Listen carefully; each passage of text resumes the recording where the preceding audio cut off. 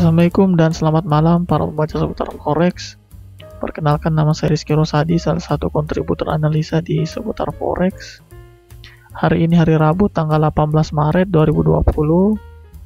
Saya akan menjelaskan analisa saya untuk GBP CAD atau British Pound versus Canadian Dollar. Metode yang saya gunakan ini metode TLS atau Trend Level Signal. Masing-masing trennya dilihat di time frame weekly, levelnya time frame daily, dan signalnya di time frame H4. Selain itu saya juga lengkapi dengan data positioning dari Commitment of Traders atau COT yang saya ambil dari CFTC. Langsung kita masuk saja. Pertama-tama kita lihat trennya dulu. Ini sudah masuk ke time frame weekly. Melihat tren saya gunakan price action, melihat top dan bottom. Kita perhatikan ya, top dan bottomnya makin lama makin rendah, artinya harga sedang dalam tren turun. Aturan kita simple, kalau trennya tren naik kita buy, kalau trennya tren turun kita sell. Jadi kita mengambil posisi sell. Kenapa? Karena tren turun. Di pertanyaan pertama, posisi apa yang kita ambil? Kita ambil posisi sell. Kemudian masuk ke pertanyaan kedua, di mana kita akan mengambil sell? Saya harus masuk ke time frame daily untuk melihat area supply-nya. Nah, ini ada area supply ya.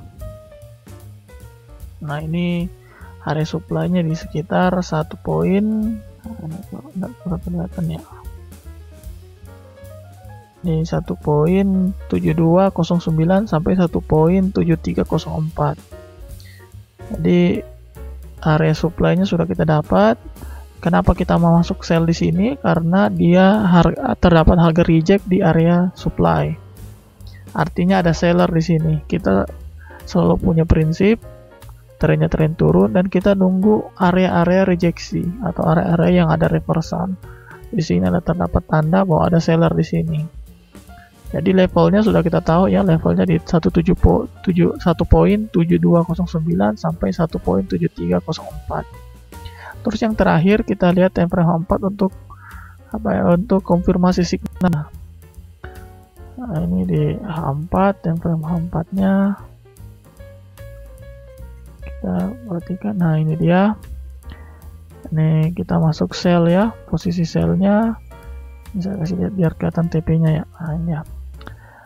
Kasih besar dulu. Nah, kita masuk. Nah, saya menjelaskan tadi kan trennya tren turun. Terus yang kedua, supply-nya sudah kena dan ada rejeksi. Ini saya lihat ada rejeksinya. Kita lihat ada shadow panjang atas ya. Terus tutupnya di bawah. Kita bisa masuk sell. Stop loss-nya di atas ini. Jadi area harga sell-nya saya ambil di 1.7054. Terus stop loss-nya sekitar 5 pip dari area sell sini 1.7310. Terus TP-nya saya ambil 1:2 ya. Ini TP-nya bukan berarti saya mau close semua, tapi kalau momentumnya bagus saya akan close sebagian, bisa 50% sampai 70% dari volume awal. Ini 1:2, jadi stop loss-nya ini kurang lebih 255 pips. TP-nya ini 510 pips. Ini di harga 1.6544. Nah, terus saya juga tambahkan data COT ya, bisa dilihat di bawah analisa saya ada data COT. Itu tanda kita perhatikan net position-nya. Net position antara GBP dan CAD sama-sama melemah secara signifikan.